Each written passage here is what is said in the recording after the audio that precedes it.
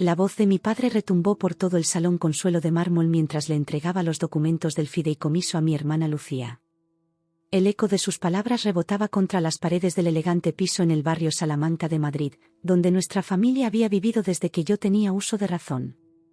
«Aprende de tu hermana», bramó con ese tono que siempre me hacía sentir pequeña. «Ella es una abogada respetada del bufete Gómez y Asociados, mientras tú desperdicias tu vida pegada a ese maldito teléfono». Me quedé inmóvil, con las manos temblando ligeramente bajo las mangas de mi jersey gris, ese que mi madre siempre criticaba por ser demasiado simple para una Montero. Quería gritar, defenderme, explicarles que no entendían nada de mí, pero ¿cuál sería el punto? Mi padre, Antonio Montero Díaz, prestigioso catedrático de Economía en la Complutense, había decidido hacía mucho tiempo quién era yo, una decepción.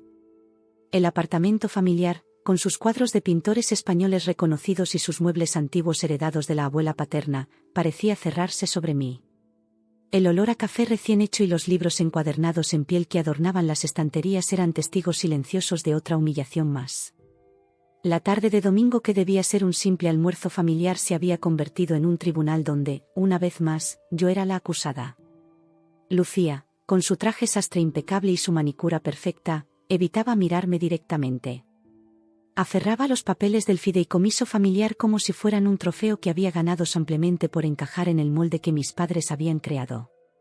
A sus 35 años, 5 más que yo, siempre había sido la hija ejemplar, carrera brillante, matrimonio con un médico del Hospital La Paz, un piso en propiedad y 2 hijos perfectamente educados que asistían al mismo colegio privado al que nosotras habíamos ido. Elena, cariño, intervino mi madre con ese tono condescendiente que reservaba exclusivamente para mí, solo queremos lo mejor para ti. A tu edad, yo ya tenía un puesto importante en el banco y había conocido a tu padre. Mi madre, Pilar Sánchez de Montero, siempre impecable con su collar de perlas y su pelo perfectamente teñido para disimular las canas, había trabajado toda su vida en Banco Santander hasta alcanzar un puesto directivo. Para ella, mi aparente falta de ambición era incomprensible. Además, continuó mi padre mientras se servía una copa de Rioja Reserva, ese vino que compraba por cajas y guardaba celosamente en la bodega del sótano, desde que acabaste empresariales no has hecho nada significativo con tu vida. 4 años trabajando en esas startups que duran 2 días. ¿Y ahora qué? ¿Pasarte el día con el móvil y saliendo con tus amigas por Malasaña? Sentí como el calor me subía por las mejillas. Si tan solo supieran. Si tan solo se hubieran molestado en preguntar una sola vez, qué hacía realmente con mi tiempo. La tía Carmela, hermana de mi madre y la única que parecía tenerme algo de cariño genuino, intentó suavizar la situación desde su rincón del sofá. Antonio, no seas tan duro con la niña. Cada uno tiene su ritmo. No es una niña, Carmela. Tiene 30 años. Mi padre golpeó la mesa con la palma de la mano, haciendo tintinear las copas de cristal tallado que habían sido regalo de boda de mis abuelos. Y mientras su hermana gestiona casos importantes y cuida de su familia, Elena vive en ese apartamento minúsculo en Lavapiés, rodeada de hippies y artistas. Mi pequeño apartamento en Lavapiés. Mi refugio. El lugar donde, irónicamente, había construido algo que ellos jamás podrían imaginar. Donde cada noche, mientras ellos me imaginaban de fiesta o perdiendo el tiempo, yo trabajaba hasta la madrugada. Papá, no todos tenemos que seguir el mismo camino, intenté decir, pero mi voz sonó más débil de lo que pretendía. El problema es que tú no sigues ningún camino. Ahora estaba verdaderamente enfadado, con la vena de la sien palpitándole como siempre que llegábamos a este punto. 30 años, Elena. 30. ¿Sabes lo que había conseguido yo a tu edad? Tenía una cátedra, 2 hijas y había publicado 3 libros. Lucía carraspeó incómoda y miró su reloj de pulsera, ese Cartier que su marido Javier le había regalado por su aniversario. Papá, mamá, tengo que irme pronto. Los niños tienen función de Navidad en el colegio y aún tengo que ayudarles con los disfraces. Por supuesto, cariño, mi madre le acarició el brazo con orgullo. Dale un beso a Martín y a Sofía de nuestra parte. Y dile a Javier que la próxima semana sin falta nos vemos para cenar. Aproveché la distracción para levantarme. No podía soportarlo más. Cada domingo la misma escena, las mismas recriminaciones, la misma sensación de ser una extraña en mi propia familia. Yo también me voy, anuncié, tomando mi abrigo del perchero de la entrada. Mi padre hizo un gesto despectivo con la mano. Claro, huye como siempre. La responsabilidad no es lo tuyo, ¿verdad? Me puse el abrigo en silencio, respirando profundamente para contener las lágrimas. No les daría esa satisfacción. Elena, me llamó mi madre cuando ya tenía la mano en el pomo de la puerta. La semana que viene vendrá a cenar el hijo de los Mendoza, Alejandro. Es abogado también, como Lucía. Soltero, con un buen futuro. Sería bueno que vinieras arreglada. Ya sabes, ese vestido azul que te regalé por Navidad te queda muy bien. Asentí mecánicamente, sabiendo que no vendría. Como llevaba haciendo los últimos meses, inventaría una excusa a última hora. Las cenas de emparejamiento de mi madre eran otra forma de humillación que ya no estaba dispuesta a soportar. Salí sin pronunciar palabra, cerrando tras de mí la pesada puerta de roble. En el ascensor, apoyé la cabeza contra la pared de espejo y dejé escapar el aire lentamente. Sentí una extraña mezcla de dolor y liberación. Pensaban que me conocían, creían que mi vida giraba en torno a aplicaciones sin sentido y charlas ociosas. Pero la verdad era algo que nunca podrían haber imaginado. Al salir del edificio, el frío de diciembre en Madrid me golpeó la cara. Caminé hacia la estación de metro de Núñez de Balboa, sintiendo como con cada paso me alejaba un poco más de la sombra de sus expectativas. En mi bolsillo, el móvil vibró. Era una notificación de mi equipo de desarrollo. Habíamos alcanzado el 1.000.000 de usuarios activos diarios. Sonreí para mí misma. Si tan solo supieran.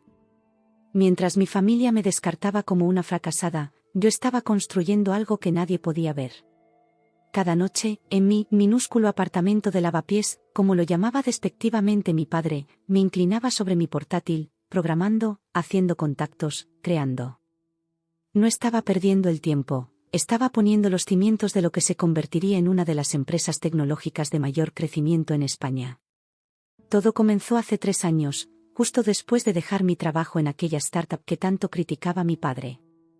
Era una empresa con potencial, pero el ambiente tóxico y las largas horas por un sueldo mediocre me hicieron replantearme mi futuro. Una noche, esperando en la cola de la Latina para comprar unas cañas y tapas, tuve la idea. La fila era interminable, el camarero desbordado, y los turistas a mi lado se quejaban en inglés por no entender cómo funcionaba el sistema. Debería haber una forma más eficiente de hacer esto, pensé. No una aplicación de entrega a domicilio más, sino algo diferente, una plataforma que permitiera a los clientes pedir y pagar desde sus mesas en bares y restaurantes tradicionales, sin necesidad de hacer colas o intentar captar la atención del camarero.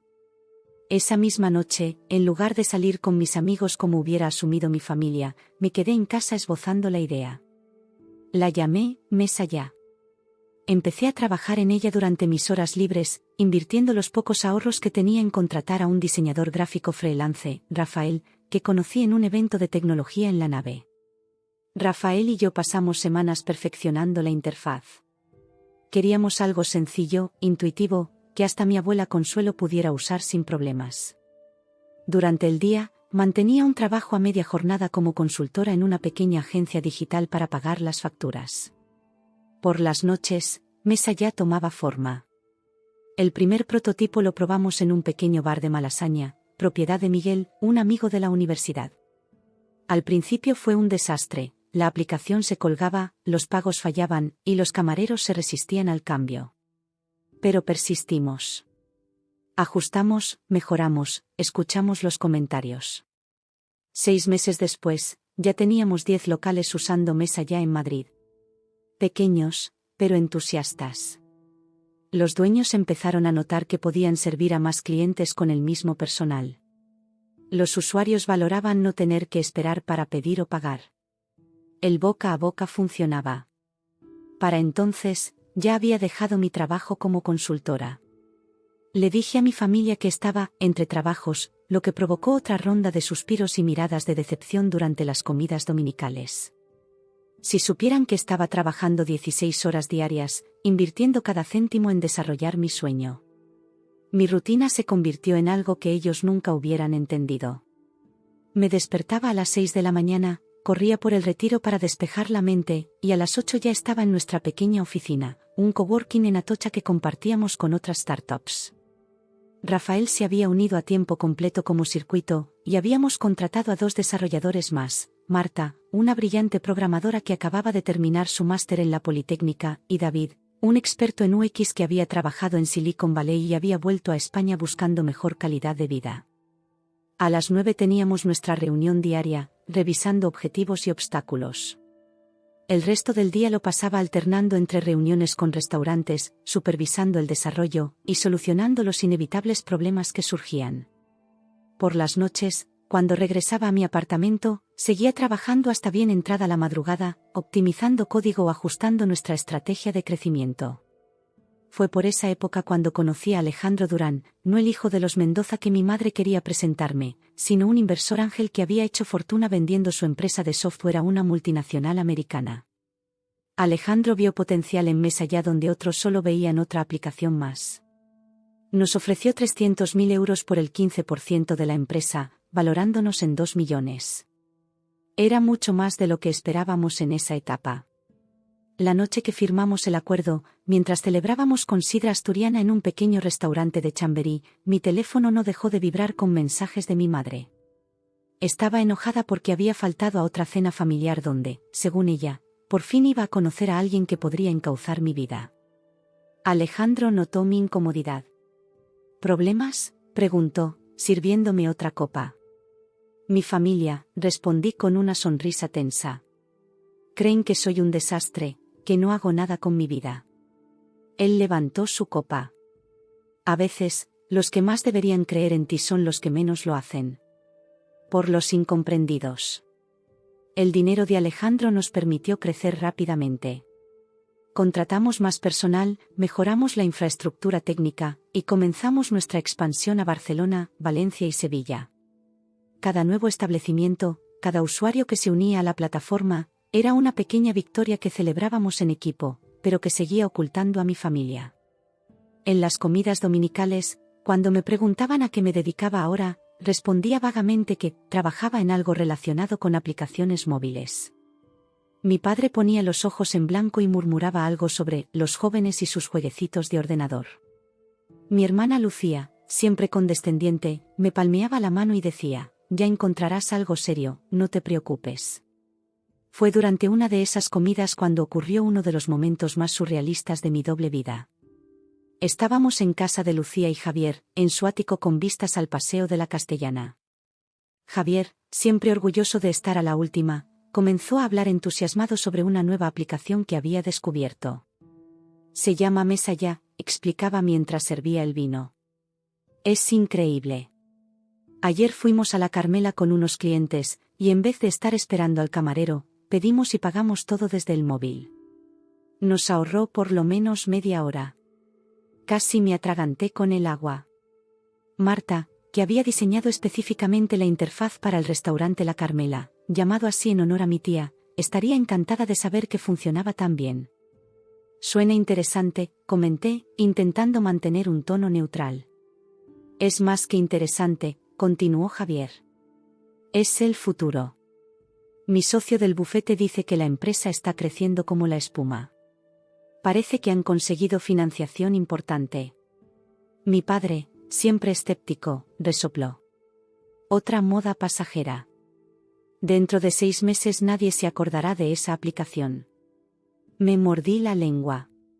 Mesaya acababa de cerrar su segunda ronda de financiación, 5 millones de euros de un fondo de inversión de Luxemburgo, con una valoración de 30 millones. Para ser una moda pasajera, no estaba nada mal. La situación se volvió más complicada a medida que Mesaya ganaba notoriedad. Aparecimos en Emprendedores, en El País Negocios, incluso en un reportaje de televisión española sobre innovación española. En cada entrevista, decliné aparecer en cámara o ser fotografiada. Mi equipo pensaba que era por modestia o timidez. La verdad era que no quería que mi familia se enterara así. No era por miedo, ni siquiera por rencor. Era complicado. Una parte de mí quería demostrarles que estaban equivocados, restregarles en la cara mi éxito. Pero otra parte, quizás más madura, entendía que eso no resolvería nada. No quería su aprobación por haber triunfado según sus términos, quería que entendieran que cada persona tiene su propio camino. Además, existía cierto placer secreto en esta doble vida. En ser Elena Montero, la hija decepcionante durante los almuerzos dominicales, y ser Elena Montero, CEO de una de las startups más prometedoras de España, el resto de la semana. Pero sabía que esta situación no podría durar para siempre. Especialmente después de que el Banco Santander, donde mi madre había trabajado toda su vida, nos contactara para integrar Mesalla en su aplicación móvil. O cuando el fondo de inversión liderado por el mejor amigo de mi padre comenzó a mostrar interés en nuestra próxima ronda de financiación. El mundo es sorprendentemente pequeño, especialmente en los círculos empresariales de Madrid. Era solo cuestión de tiempo antes de que los mundos colisionaran. Y ese momento llegó antes de lo que esperaba, en forma de un correo electrónico en una lluviosa tarde de marzo. El correo llegó en una tarde lluviosa de marzo, de esas que transforman Madrid en una ciudad melancólica de paraguas negros y cristales empañados. Estaba en nuestra oficina, ahora un espacio amplio y luminoso en un edificio rehabilitado de Gran Vía, muy lejos del pequeño coworking donde habíamos comenzado. Elena, tienes que ver esto, dijo Marta, nuestra directora de tecnología, quien había sustituido a Rafael cuando éste decidió emprender su propio camino. Su voz tenía ese tono que indicaba algo importante. Me acerqué a su escritorio mientras ella giraba la pantalla hacia mí. El remitente era la Bolsa de Madrid. El asunto: confirmación de fecha para la ceremonia de salida a bolsa, Mesalla Technologies S.A. Mi corazón comenzó a latir con fuerza. Habíamos estado trabajando en nuestra OPV, oferta pública de venta, durante meses, pero ver la fecha oficial hacía que todo fuera repentinamente real. Mi empresa, nacida de noches de insomnio y determinación inquebrantable, estaba a punto de convertirse en una compañía cotizada. Es oficial, murmuré, sintiendo una mezcla de vértigo y euforia.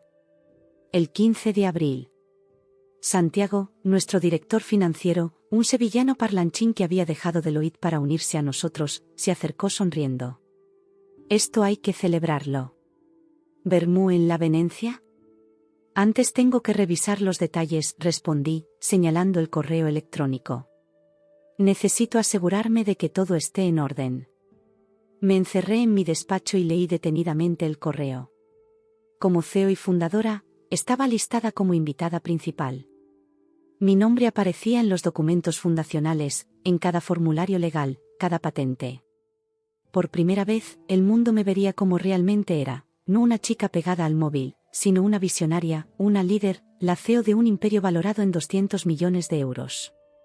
Mientras revisaba la lista de invitados VIP, una idea comenzó a formarse en mi mente.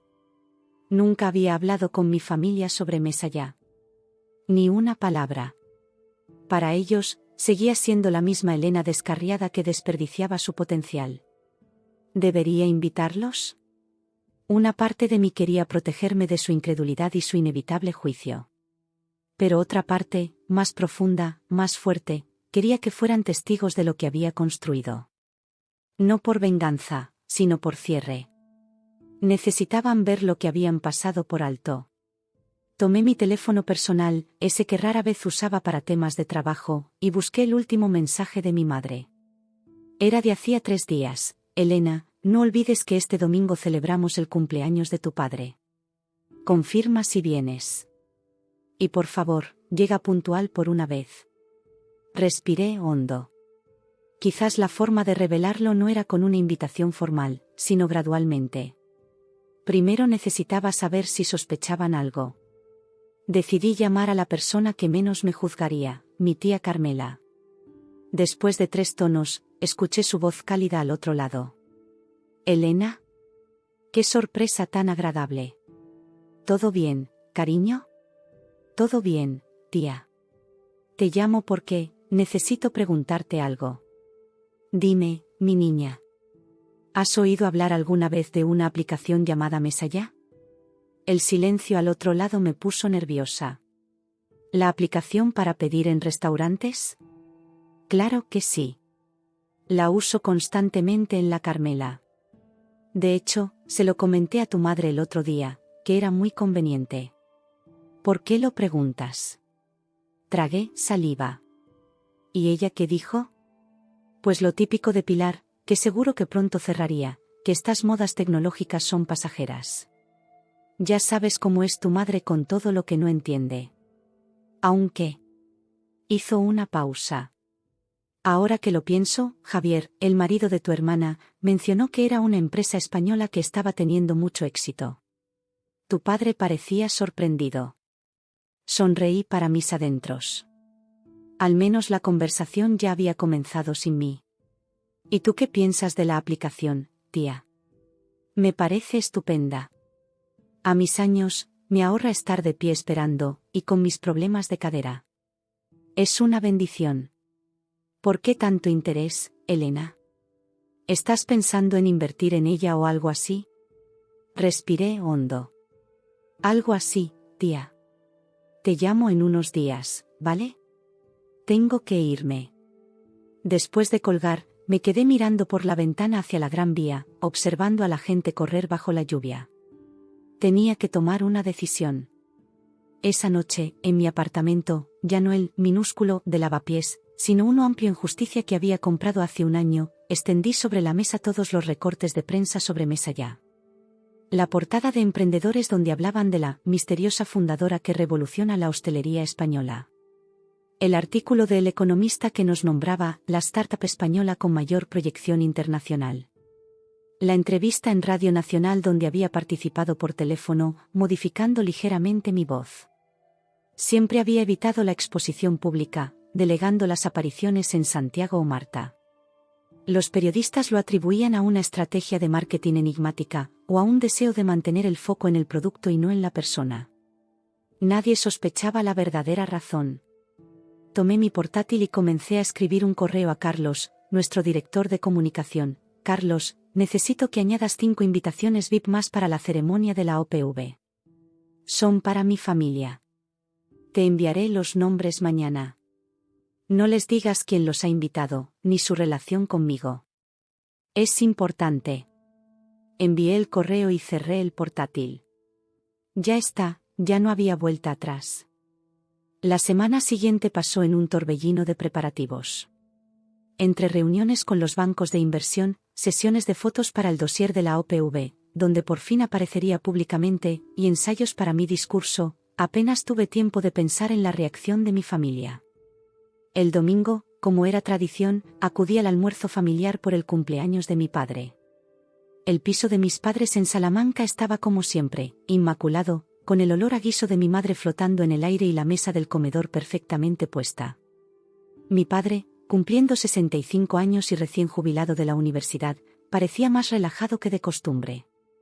Por fin llegas, fue su saludo habitual, aunque por una vez no había reproche en su voz. Quizás la jubilación le estaba suavizando. Feliz cumpleaños, papá, respondí, entregándole un paquete cuidadosamente envuelto, una edición de coleccionista de La riqueza de las naciones, de Adam Smith, su economista favorito. La comida transcurrió con la normalidad de siempre. Lucía hablando de sus casos en el bufete, Javier presumiendo de los logros académicos de sus hijos, mi madre sirviendo paella, su especialidad. Yo permanecí inusualmente callada, escuchando. Fue durante el postre cuando mi hermana mencionó casualmente, por cierto, ¿os ha llegado una invitación extraña? La recibí ayer en el bufete. Es para la salida a bolsa de esa empresa, Mesa Ya, la de la aplicación de restaurantes. Casi me atraganto con el flan. A mí también me llegó una, dijo Javier, sorprendido. Pensé que era por algún cliente del bufete relacionado con ellos. Nosotros también recibimos una, añadió mi madre, frunciendo el ceño. Muy raro. No conocemos a nadie en esa empresa. Mi padre, siempre el más perspicaz, me miró directamente por primera vez en toda la comida. ¿Y tú, Elena? ¿Has recibido algo así? Sentí 5 pares de ojos clavados en mí. Era el momento perfecto para revelarlo todo, para ver sus caras de asombro. Pero algo me detuvo. Una voz interior me dijo que sería más impactante si lo descubrían por sí mismos, en la ceremonia. No, mentí. No he recibido nada. ¿Qué tipo de invitaciones? Lucía sacó un sobre elegante de su bolso. Mira. Es para la ceremonia de toque de campana en la Bolsa de Madrid. Debe ser un error, porque dice el invitado VIP. Examiné la invitación, fingiendo desinterés. Qué raro. Quizás deberíais ir y averiguar por qué os han invitado. Yo no pienso perder el tiempo con esas tonterías, gruñó mi padre. Seguro que es alguna estrategia de marketing. Pues yo sí iré, dijo Javier con entusiasmo. He leído que están valorados en 200 millones. Es la OPV tecnológica más importante de España en los últimos 5 años. Mi madre, siempre social, asintió.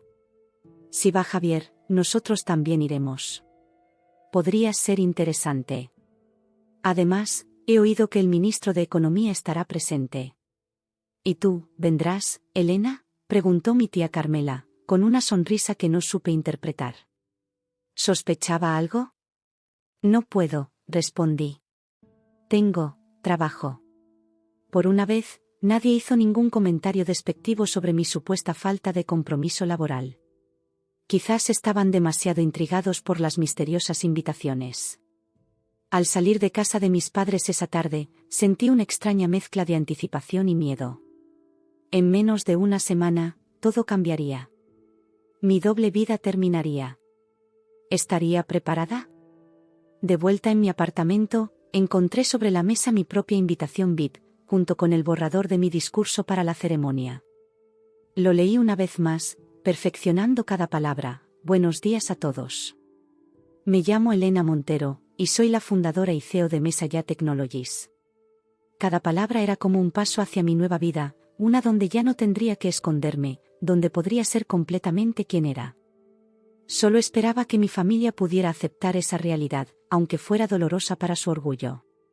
El día antes de la ceremonia, no pude dormir. Di vueltas en la cama, imaginando 1000 escenarios diferentes sobre cómo reaccionarían. ¿Sorpresa? ¿Orgullo? ¿Vergüenza por no haberme apoyado? ¿Incredulidad? A las 5 de la mañana me rendí, me levanté y me preparé un café. Miré por la ventana hacia Madrid, ahora silenciosa y dormida. Mañana, esta ciudad sería testigo del fin de mi secreto más guardado. El día de la ceremonia amaneció con un cielo despejado, uno de esos días primaverales perfectos que hacen que Madrid brille como en un cuadro de Sorolla. Desde mi ventana, podía ver el Palacio de la Bolsa en la Plaza de la Lealtad, un edificio neoclásico imponente que hoy sería testigo del momento más importante de mi vida profesional. Mi estilista, Carmen, llegó puntual a las 8. Habíamos elegido cuidadosamente mi atuendo, un traje sastre azul marino con detalles en rojo, los colores corporativos de Mesa Ya. Nada llamativo, pero inequívocamente profesional. Quería que mi familia me viera como la ejecutiva que era, no como la versión desaliñada que ellos imaginaban. «¿Estás nerviosa?», observó Carmen mientras me peinaba. No era una pregunta. «Es un día importante», respondí, evitando entrar en detalles. Carmen no conocía mi historia familiar, nadie en mi equipo la conocía completamente. «Saldrá perfecto», me aseguró. «Has trabajado muy duro para llegar hasta aquí». A las 10:30, el coche que había enviado la Bolsa de Madrid me recogió. Santiago y Marta ya estaban dentro, ambos visiblemente emocionados. ¿Lista para hacer historia?, preguntó Santiago con su característico acento andaluz, más pronunciado cuando estaba nervioso. Tan lista como se puede estar, respondí, intentando controlar el temblor de mis manos. No era la salida a bolsa lo que me ponía nerviosa, sino lo que vendría después. Llegamos por la entrada VIP, donde un grupo de periodistas ya esperaba. Algunos me reconocieron de las recientes sesiones de fotos y comenzaron a disparar sus cámaras. Un reportero de Antena 3 intentó acercarse con un micrófono, pero Carlos, nuestro director de comunicación, lo mantuvo a raya. «Entrevistas después de la ceremonia, por favor», les recordó con firmeza. «La señora Montero hablará con todos ustedes en la rueda de prensa». El interior del Palacio de la Bolsa me dejó sin aliento. El parqué, con su majestuosa cúpula de cristal y hierro, estaba engalanado para la ocasión. Ejecutivos de la CNMV, representantes de los bancos de inversión, políticos, periodistas, todos se mezclaban en un murmullo excitado. En la pared principal, una enorme pantalla mostraba el logo de Mesa Ya junto a las palabras, salida a bolsa, 15 de abril de 2025. Me condujeron hasta una sala privada donde el presidente de la Bolsa de Madrid y el ministro de Economía me esperaban para las fotografías preliminares. Mientras posábamos, mi mente estaba en otra parte. ¿Habrían llegado ya? ¿Me reconocerían antes de que me anunciaran? 10 minutos para la ceremonia, anunció una asistente. Respiré hondo y me dirigí hacia el parqué. El protocolo establecía que entraría justo antes del discurso de apertura, ocupando un lugar destacado en la primera fila. Y entonces los vi. Estaban agrupados torpemente cerca de la entrada principal, mi padre, con su traje gris de corte clásico, mi madre, elegante como siempre en un vestido de seda color crema, Lucía, con un conjunto de Zara que reconocí de haberlo visto en su Instagram, Javier, su marido, en un traje azul marino similar al mío, y la tía Carmela, con un sombrero tan extravagante que solo ella podría llevar con semejante dignidad. Parecían desorientados, escaneando la multitud como si buscaran alguna cara conocida que justificara su presencia allí.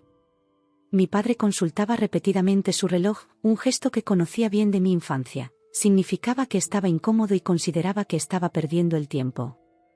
Por un momento, nuestras miradas se cruzaron. Pero mi padre no me reconoció. Sus ojos pasaron sobre mí sin detenerse, buscando alguna otra cosa, a alguna otra persona. ¿Tan cambiada estaba? ¿O simplemente nunca me había visto realmente? Una mano se posó en mi hombro. Era Carlos. Es la hora, dijo suavemente. Asentí y lo seguí hasta mi posición designada. El presidente de la bolsa ya estaba en el podio, dando la bienvenida a los asistentes. Su voz resonaba a través del sistema de sonido, pero yo apenas registraba sus palabras. Mis ojos seguían volviendo a mi familia, que ahora había sido conducida hacia unas sillas reservadas en la segunda fila. Una ubicación privilegiada que claramente los desconcertaba. Y ahora, anunció el presidente, es un gran honor presentar a la fundadora y CEO de Mesa Ya Technologies, una de las emprendedoras más brillantes de nuestra generación. Una mujer que ha revolucionado la forma en que interactuamos con la hostelería, creando no solo valor económico sino también miles de empleos en nuestro país. Señoras y señores, Elena Montero. El aplauso fue ensordecedor. Me levanté, alisé mi traje, y caminé hacia el podio con la espalda recta y la cabeza alta. Mientras subía los escalones, busqué a mi familia con la mirada. El reconocimiento llegó en oleadas. Primero fue Lucía, cuyos ojos se ensancharon hasta límites imposibles. Se inclinó hacia Javier, susurrándole algo al oído. Él se enderezó en su asiento, boquiabierto. Mi madre se llevó una mano al collar de perlas que siempre llevaba, como buscando un ancla en medio de la confusión. Y mi padre se quedó absolutamente inmóvil, su rostro una máscara de incredulidad que nunca había visto antes. Solo la tía Carmela sonreía, una sonrisa conocedora y orgullosa que me hizo preguntarme si ella lo había sospechado todo el tiempo. Llegué al podio y ajusté el micrófono. El silencio expectante de la sala se sentía como un manto pesado sobre mis hombros. Desdobló el discurso que había preparado, pero no lo miré. En vez de eso, mi mirada se clavó directamente en los ojos de mi padre. Buenos días a todos. Me llamo Elena Montero, y soy la fundadora y CEO de Mesa Ya Technologies. Mi voz sonaba firme, mucho más de lo que me sentía por dentro. Mientras comenzaba a narrar la historia de Mesa Ya, cómo había identificado un problema cotidiano y desarrollado una solución innovadora, cómo habíamos crecido de 10 restaurantes en Madrid a más de 10.000 en toda España y Latinoamérica, no podía evitar notar las reacciones de mi familia. Mi madre parecía haberse quedado sin aire, su rostro normalmente compuesto ahora desencajado por la sorpresa. Lucía me miraba como si estuviera viendo a una extraña que había usurpado el cuerpo de su hermana. Mi padre parecía haber envejecido 10 años en 5 minutos. Hoy, Mesa Ya no solo sale a bolsa, continué. Hoy celebramos que una idea nacida en una cola de un bar de la Latina se ha convertido en una herramienta que facilita la vida de millones de personas. que un equipo de soñadores españoles ha demostrado que podemos competir en el escenario global de la tecnología. El resto del discurso transcurrió como en un sueño. Agradecí a mi equipo, a nuestros inversores, a los restaurantes que confiaron en nosotros desde el principio. Hablé de nuestros planes de futuro, de nuestra expansión a nuevos mercados, de las tecnologías que estábamos desarrollando. Pero no mencioné a mi familia. Ni una palabra sobre ellos, ni siquiera un agradecimiento velado. No por rencor, sino porque esta victoria, esta culminación de años de trabajo duro, era mía y de mi equipo. La habíamos ganado sin su apoyo, sin su fe, sin su comprensión. Cuando terminé, la sala estalló en aplausos. El presidente de la bolsa volvió al podio y me entregó ceremoniosamente el martillo con el que golpearía la campana, marcando oficialmente nuestra entrada en el mercado de valores. Es tradición, dijo al micrófono, que la fundadora dé el golpe que marca el inicio de la cotización. Elena Montero, ¿nos haría el honor? Tomé el martillo, sintiendo su peso en mi mano. Miré hacia la campana de bronce, reluciente bajo las luces. Y luego, inevitablemente, miré hacia mi familia. Estaban paralizados, como figuras de cera en un museo, completamente fuera de lugar en medio de la alegría y el bullicio que los rodeaba. Levanté el martillo y golpeé la campana con decisión. El sonido resonó por toda la sala, claro y potente. En las pantallas que nos rodeaban, apareció la cotización inicial de Mesa Ya, 24 euros por acción, un 20% por encima del precio de salida. Más aplausos. Flashes de cámaras. El ministro estrechando mi mano. El presidente de la bolsa entregándome un reconocimiento enmarcado. Todo sucedía a mi alrededor como una vorágine, pero yo solo podía pensar en lo que vendría después, cuando los discursos terminaran y las cámaras se apagaran. La ceremonia formal concluyó y comenzó la recepción. Camareros circulaban con bandejas de cava y pequeños aperitivos. Los asistentes se mezclaban, felicitándome, pidiéndome tarjetas, sugiriendo reuniones futuras. Sonreía y asentía automáticamente, pero mis ojos no dejaban de buscar a mi familia. Los encontré en un rincón, formando un pequeño círculo defensivo. Parecían estar discutiendo en voz baja, mi padre gesticulando con energía, mi madre sacudiendo la cabeza con incredulidad. Solo la tía Carmela parecía tranquila, observando la sala con lo que parecía ser genuino disfrute. Santiago se acercó a mi lado. Hay al menos 20 periodistas esperando para hablar contigo. ¿Empezamos con la rueda de prensa? Dame 5 minutos, respondí. Hay algo que tengo que hacer primero. Respiré hondo y me dirigí hacia ellos. Con cada paso que daba, sentía como el nudo en mi estómago se apretaba. No era miedo, no exactamente. Era la tensión de años de expectativas no cumplidas, de juicios no merecidos, de vidas paralelas que ahora se encontraban en una colisión inevitable. Al verme acercarme, dejaron de hablar abruptamente. 5 pares de ojos se clavaron en mí con expresiones que iban desde la confusión hasta algo parecido al miedo. ¿Miedo? ¿De mí? La idea era tan absurda que casi me río. Hola a todos, dije cuando llegué a su altura. Me alegra que hayáis podido venir. El silencio que siguió fue tan denso que casi podía tocarse. Fue mi madre quien lo rompió finalmente. Elena. Comenzó, su voz apenas un susurro. ¿Qué significa todo esto? Me permití una pequeña sonrisa. Significa, mamá, que tengo que atender una rueda de prensa. Pero me gustaría que vinierais después a mi oficina. Podemos hablar allí con más calma.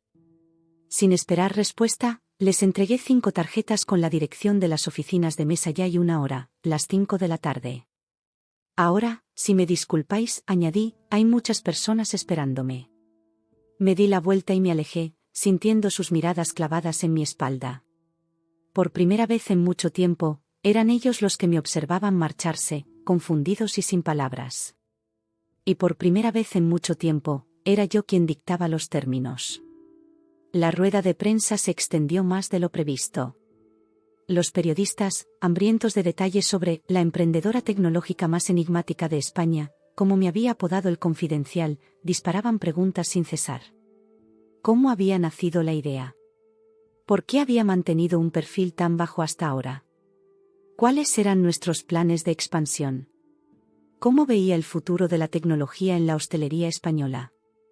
Respondí con la calma y precisión que había perfeccionado en los últimos años, ocultando el torbellino emocional que me consumía por dentro.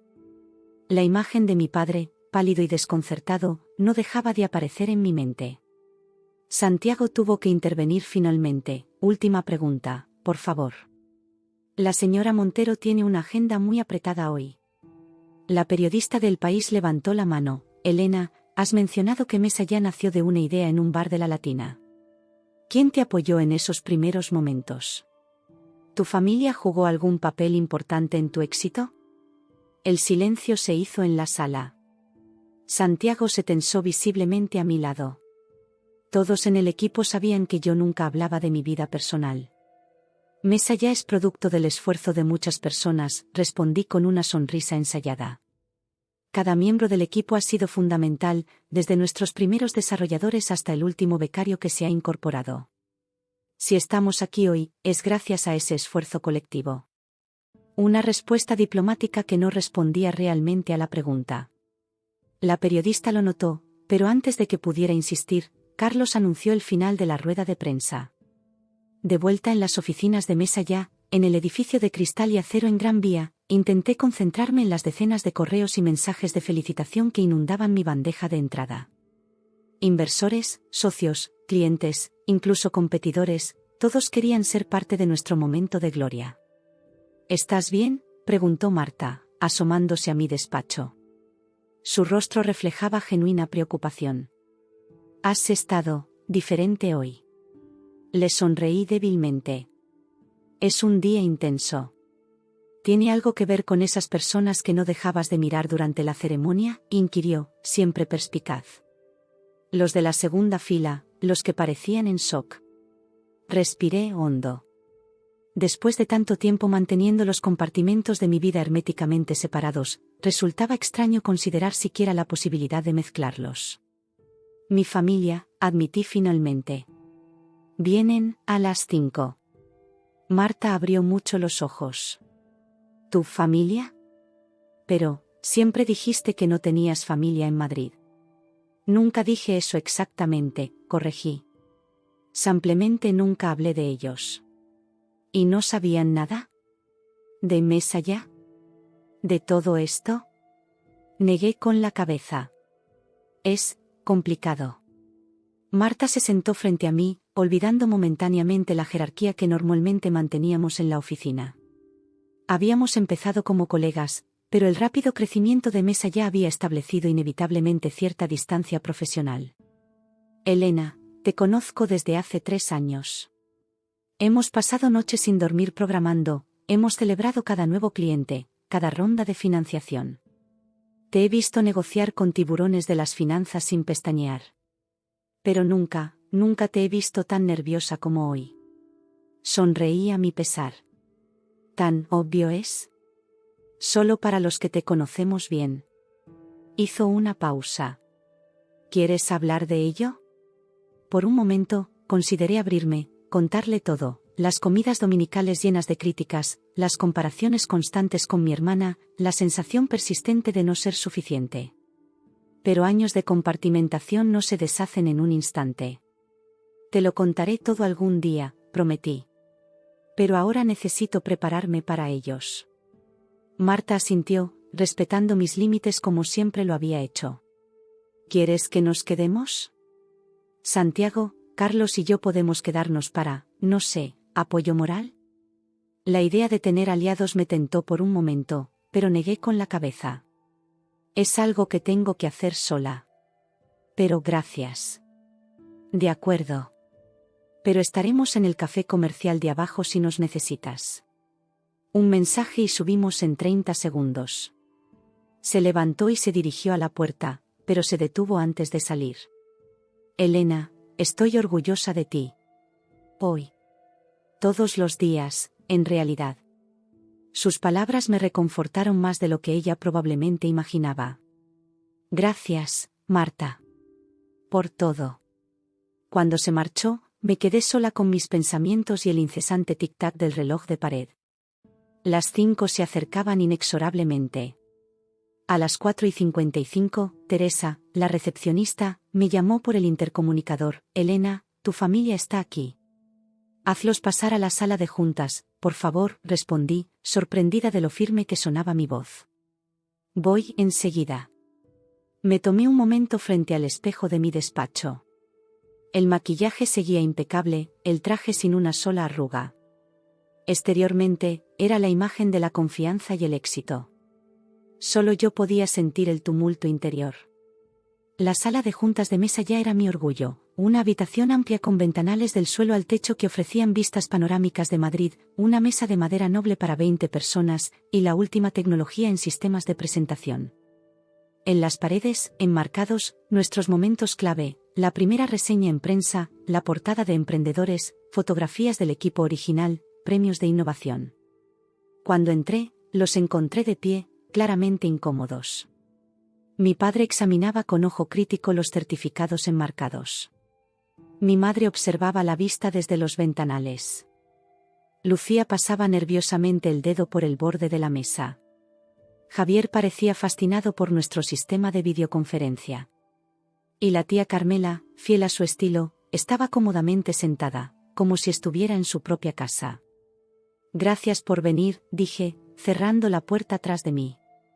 Se giraron al unísono. El silencio que siguió fue tan denso que casi podía cortarse con un cuchillo.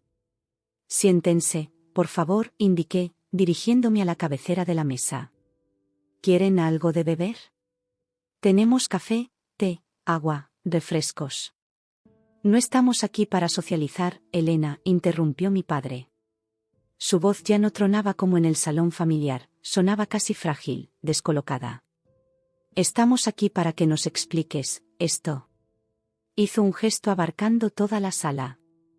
Antonio, por favor, intervino mi madre. Elena, cariño, estamos confundidos. Me senté y esperé a que ellos hicieran lo mismo. Uno a uno, tomaron asiento, excepto mi padre, que permaneció de pie junto a la ventana, dándome parcialmente la espalda. ¿Por dónde quieren que empiece?, pregunté. Mi calma, tan opuesta a su desconcierto, me proporcionaba una extraña sensación de poder. ¿Por qué no nos lo contaste? La pregunta vino de Lucía, su voz teñida de algo que no pude identificar completamente. ¿Dolor? ¿Indignación? ¿Celos? Todo este tiempo, dejándonos creer que no hacías nada importante con tu vida. ¿Por qué? Respiré hondo. Era la pregunta del millón, la que me había hecho a mí misma incontables veces. Al principio, porque no había nada que contar, respondí honestamente. Mesa ya era solo una idea, luego un proyecto, luego una pequeña startup con pocas posibilidades de sobrevivir. ¿Para qué mencionarlo? Sobre todo cuando la respuesta habitual a cualquier cosa que yo hacía era. Me detuve, no queriendo sonar amargada en mi momento de triunfo. Era criticarla, completó la tía Carmela, mirando directamente a mi padre. Seamos honestos, Antonio. Nunca tuviste fe en nada que Elena hiciera. Mi padre se volvió bruscamente. Eso no es justo, Carmela. Yo solo quería lo mejor para ella. Estructura, disciplina, un camino claro. ¿Como el de Lucía?, pregunté, sin poder contenerme. ¿Cómo el tuyo? Funcionó para nosotros, exclamó, el color volviendo a sus mejillas. Mira a tu hermana. Respetada en su profesión, con una familia estable, y muy feliz por ti, Elena, interrumpió Lucía, sorprendiéndome. De verdad. Es impresionante lo que has logrado.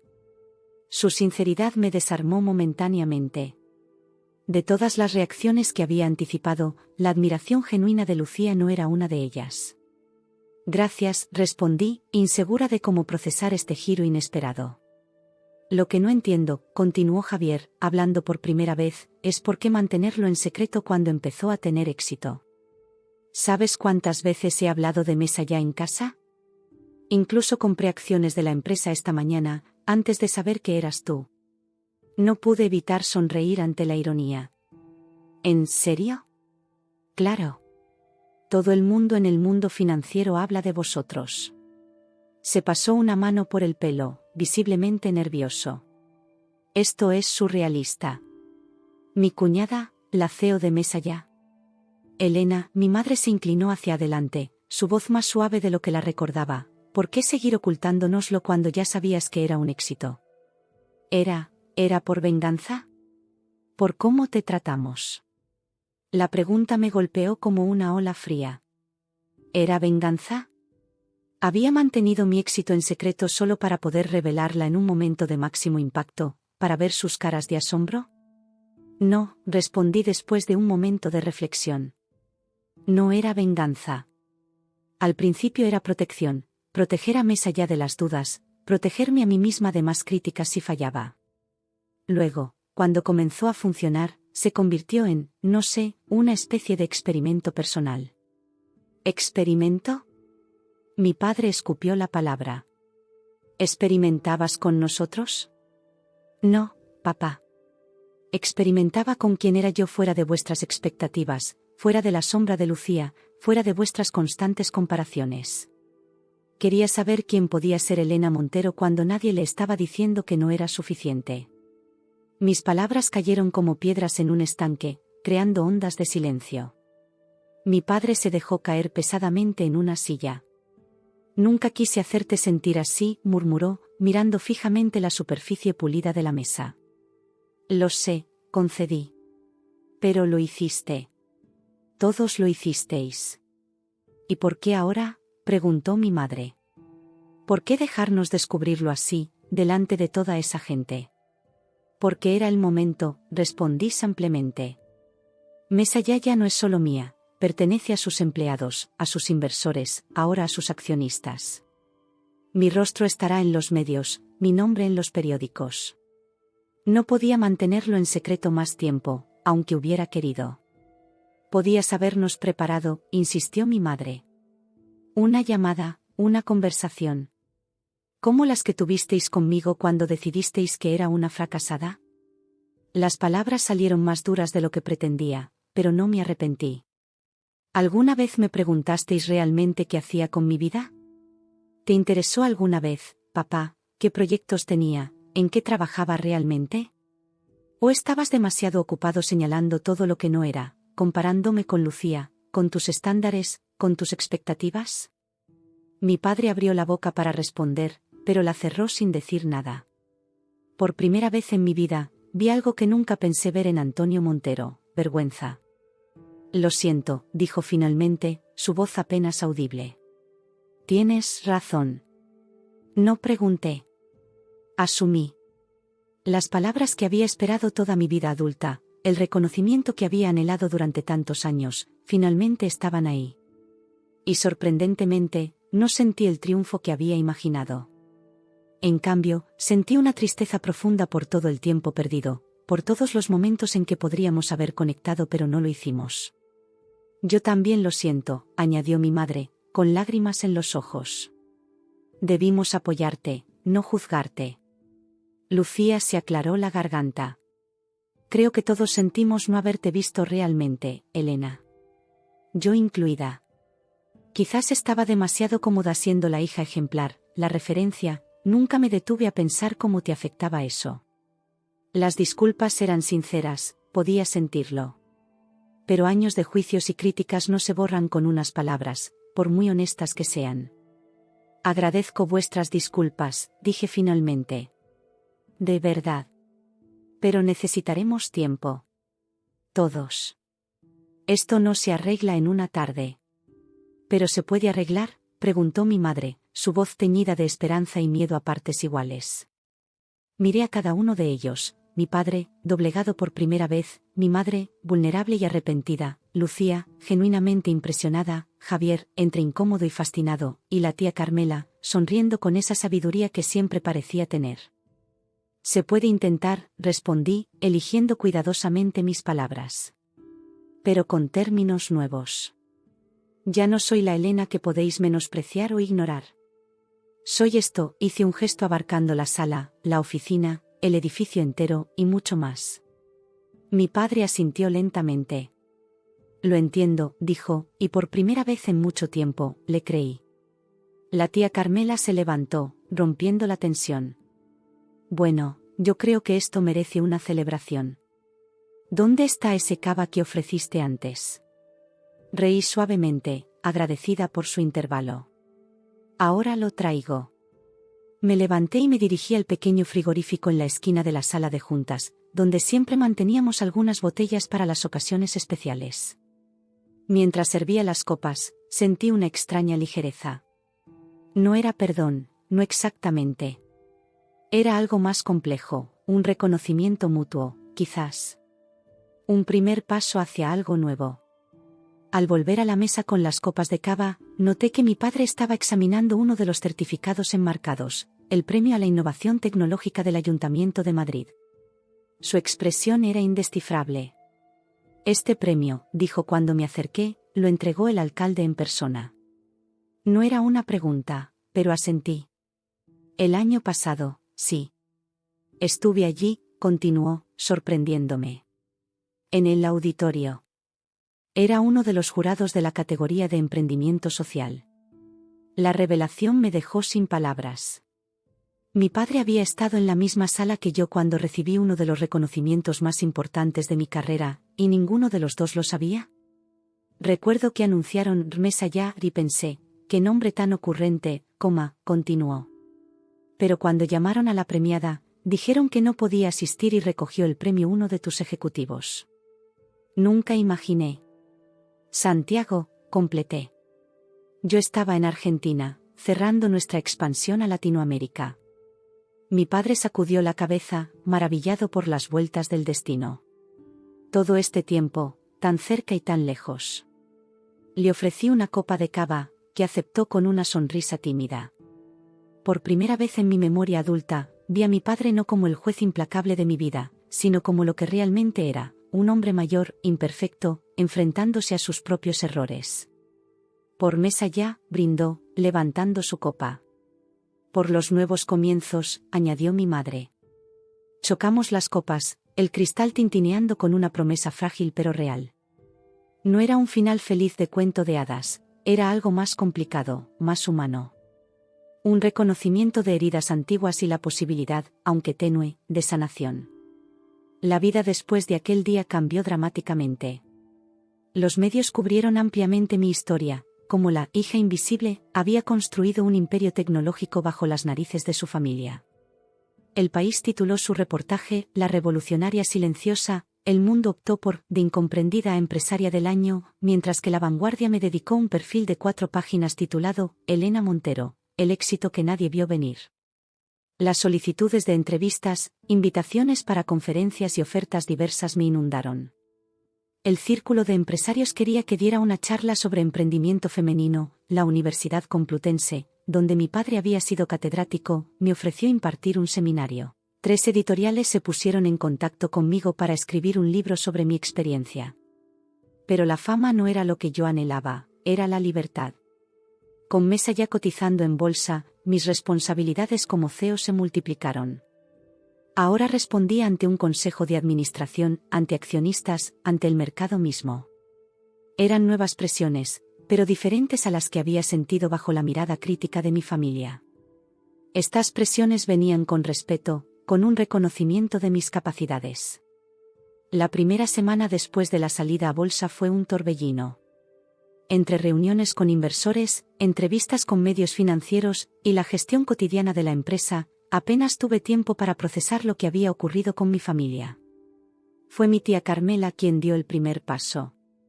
¿Comemos juntas?, propuso en un mensaje de WhatsApp 3 días después de la confrontación.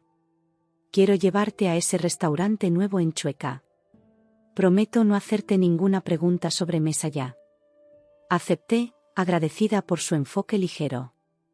El restaurante resultó ser un pequeño local de cocina fusión gallego-japonesa, un concepto tan extraño que no pude evitar sonreír.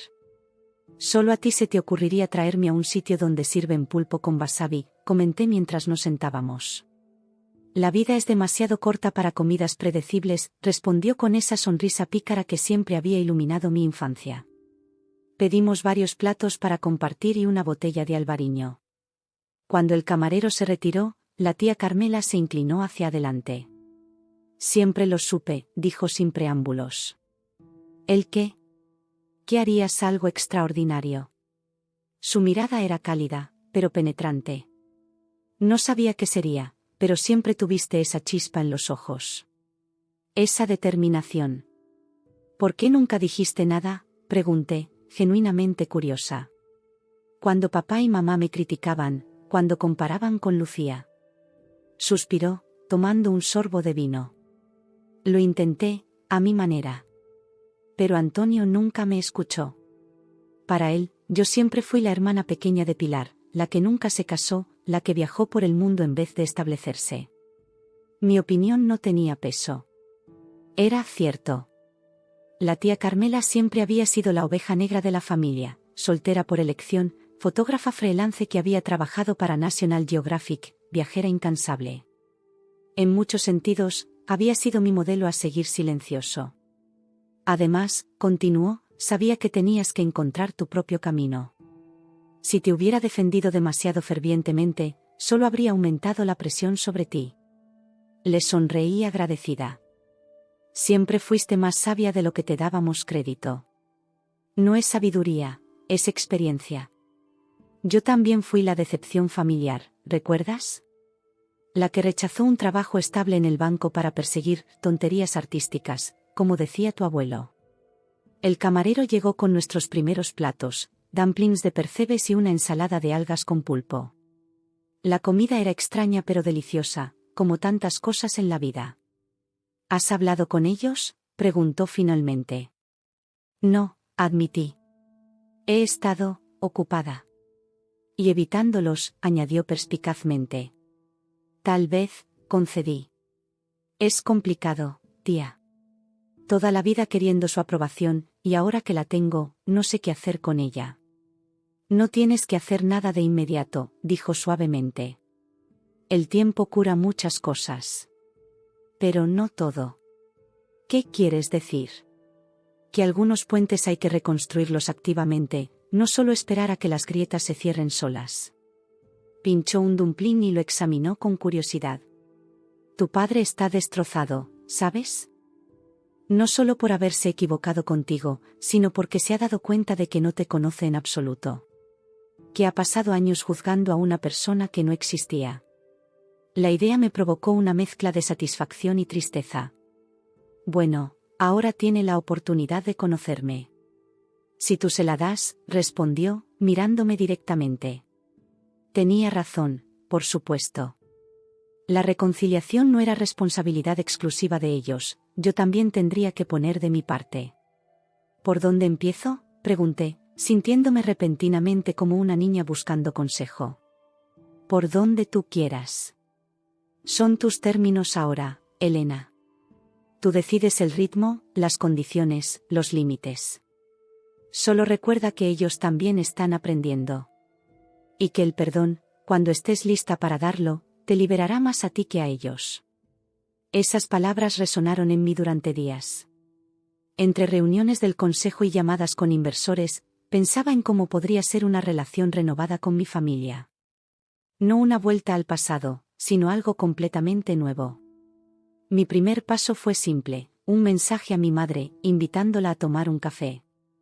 Solo ella y yo, sin mi padre, sin Lucía, sin la presión de una comida familiar completa. Aceptó de inmediato. Nos encontramos en un pequeño café en el barrio de las Letras, cerca de mis oficinas pero lejos de su entorno habitual. Cuando llegó, vestida con su elegancia habitual pero visiblemente nerviosa, me sorprendí al darme cuenta de lo pequeña que parecía. ¿Cuándo había dejado de verla como la figura imponente de mi infancia? La conversación fue incómoda al principio. Hablamos del tiempo, de trivialidades, evitando los elefantes en la habitación. Finalmente, fue ella quien rompió el hielo. He descargado la aplicación, dijo, mostrándome su teléfono con mesa ya instalada. Es realmente ingeniosa. La usé ayer en el Café Gijón con mis amigas del bridge. Sonreí, inexplicablemente conmovida por este pequeño gesto.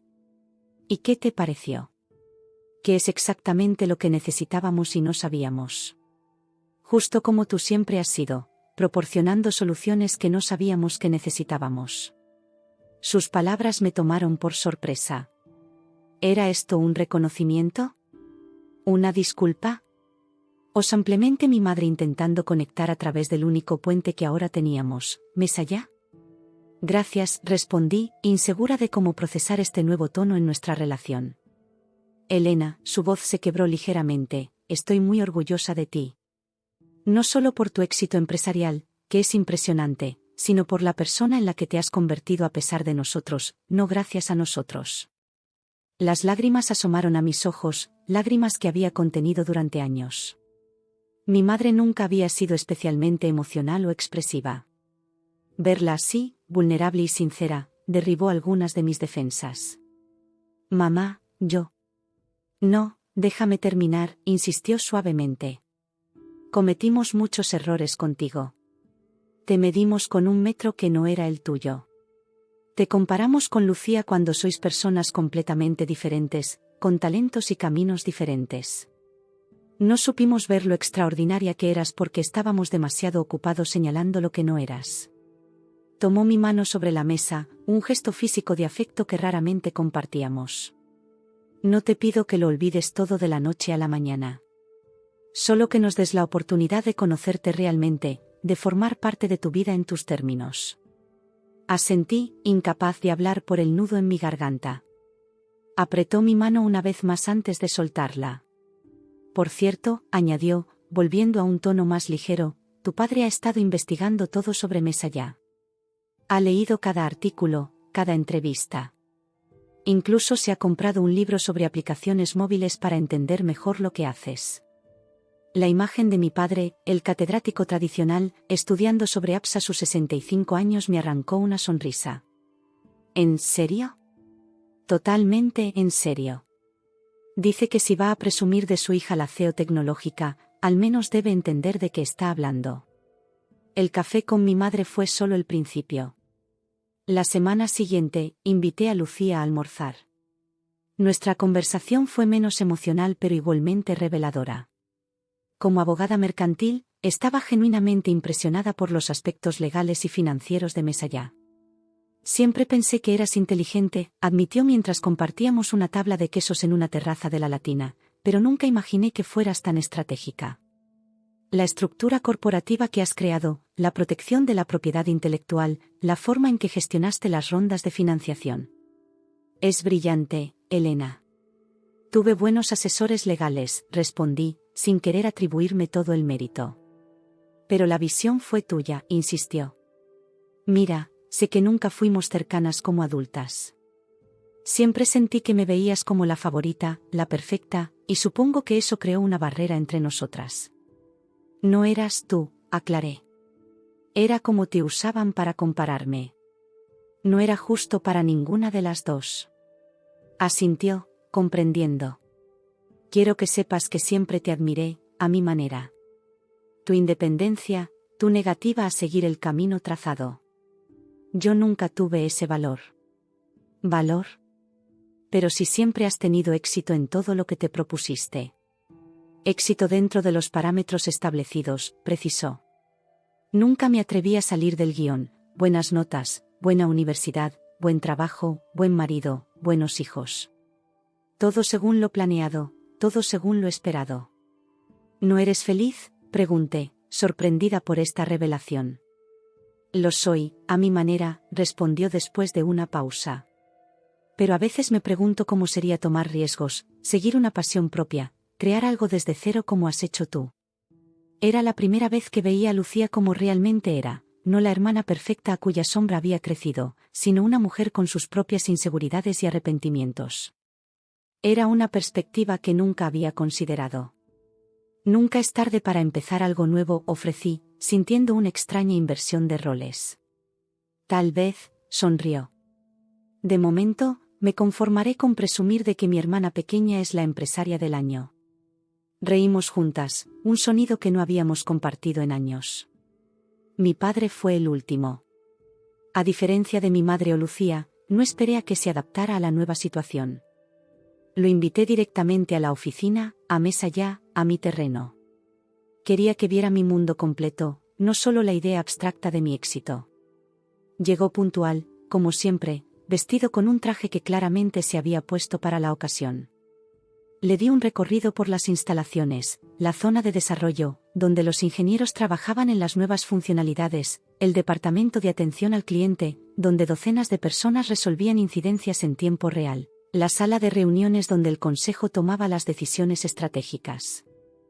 Se mostró genuinamente interesado, haciendo preguntas perspicaces que me recordaron que, más allá de nuestras diferencias, mi padre siempre había sido un hombre inteligente. Terminamos en mi despacho, con vistas a la Gran Vía. Le ofrecí un whisky, que aceptó con una sonrisa tímida. Impresionante, dijo finalmente, mirando por la ventana hacia Madrid. Has construido algo extraordinario, Elena. Gracias, papá. No, gracias a ti, respondió, volviéndose para mirarme directamente. Por mostrarme que estaba equivocado. Por demostrarme que hay muchos caminos hacia el éxito, no solo los que yo conocía. Tomó un sorbo de whisky, pareciendo buscar las palabras adecuadas. Tu madre me dijo que has estado leyendo sobre aplicaciones móviles, comenté para aligerar el ambiente. Sonrió tímidamente. Sí, bueno, es un área fascinante. Muy diferente a la economía clásica que enseñaba, pero con sus propias reglas y patrones. ¿Y qué te parece? Me parece que mi hija es mucho más inteligente de lo que yo jamás entendí, respondió con una honestidad que me desarmó. Has visto el futuro antes que la mayoría, has identificado una necesidad y has creado una solución brillante. Eso es verdadera innovación. Nos quedamos en silencio un momento, dejando que sus palabras flotaran entre nosotros. No eran solo un cumplido, eran un reconocimiento, una rendición. ¿Sabes qué es lo que más lamento?, continuó finalmente. Todos los años perdidos. Todas las cenas familiares donde podríamos haber hablado de tus ideas, de tus planes. Todas las veces que podrías haber pedido mi consejo, si yo hubiera sido el tipo de padre que escucha en vez de juzgar. También tiene su lado positivo, señalé. Me obligó a ser completamente independiente, a confiar en mi propio criterio. Si hubiera tenido vuestro apoyo incondicional desde el principio, quizás habría tomado menos riesgos, habría sido menos audaz. Eso es muy generoso por tu parte, dijo, con una mezcla de gratitud y remordimiento en su voz. Pero ambos sabemos que un padre debe apoyar, no obstaculizar. Estamos aquí ahora, ofrecí. Es un comienzo. Asintió, visiblemente emocionado. Un nuevo comienzo. En los meses siguientes, reconstruí mi relación con mi familia lentamente, en mis términos. Establecí límites, protegí mi paz interior, y mantuve mi vida profesional separada de nuestras interacciones personales. El perdón no significaba olvidar, pero me permitió avanzar sin que la amargura me lastrara. Las comidas familiares volvieron, pero eran diferentes ahora. Ya no me sentía juzgada o comparada. A veces, incluso disfrutaba de estas reuniones, especialmente cuando la tía Carmela contaba anécdotas embarazosas de mi padre en su juventud, haciéndolo sonrojar como un adolescente. Mi relación con Lucía también evolucionó. Descubrí que teníamos más en común de lo que nunca habíamos reconocido. Me consultaba sobre decisiones profesionales, considerando seriamente un cambio en su carrera. Yo valoraba su perspectiva legal y su experiencia en la maternidad, un territorio que empezaba a contemplar para mi futuro. Un año después de aquel día en la Bolsa de Madrid, me encontraba en la azotea de las nuevas oficinas de Mesa ya en Torre Europa, mirando hacia la ciudad al atardecer. Habíamos crecido exponencialmente, expandiéndonos a toda Europa y preparando nuestro desembarco en Estados Unidos. La niña que una vez fue menospreciada en el salón familiar ahora lideraba un imperio tecnológico valorado en más de 1.000 millones de euros. Santiago se unió a mí en la terraza, ofreciéndome una copa de champán. ¿Celebrando algo en particular? La vida, respondí simplemente. Los giros inesperados que toma. Hablando de giros inesperados, dijo con una sonrisa, tu padre acaba de llegar al vestíbulo. Dice que tiene una sorpresa para ti. Bajé para encontrar a mi padre sosteniendo un paquete envuelto meticulosamente. Me lo entregó con cierta timidez. ¿Qué es esto?, pregunté, intrigada. Ábrelo y verás. Dentro encontré un libro, Innovación y disrupción en la era digital, por Antonio Montero Díaz. Mi padre, el catedrático de economía tradicional, había escrito un libro sobre tecnología e innovación. Está dedicado, indicó. Abrí la primera página y leí, a mi hija Elena, que me enseñó que la verdadera sabiduría está en reconocer que siempre tenemos algo que aprender. Mi maestra, mi orgullo, mi inspiración. Las lágrimas brotaron antes de que pudiera contenerlas. No eran lágrimas de tristeza ni de rencor, eran lágrimas de cierre, de aceptación, de un nuevo comienzo. Gracias, papá, susurré, abrazándolo con fuerza. Gracias a ti, hija, respondió. Por no rendirte. Con el mundo, ni conmigo. Esa noche, mientras contemplaba Madrid desde mi apartamento, pensé en el largo y extraño camino que me había llevado hasta aquí. En cómo el rechazo se había convertido en impulso, cómo el menosprecio se había transformado en determinación, cómo la herida se había convertido en fuerza. Mi familia por fin sabía quién era yo. Pero lo más importante, yo sabía quién era. Y eso era todo lo que realmente importaba.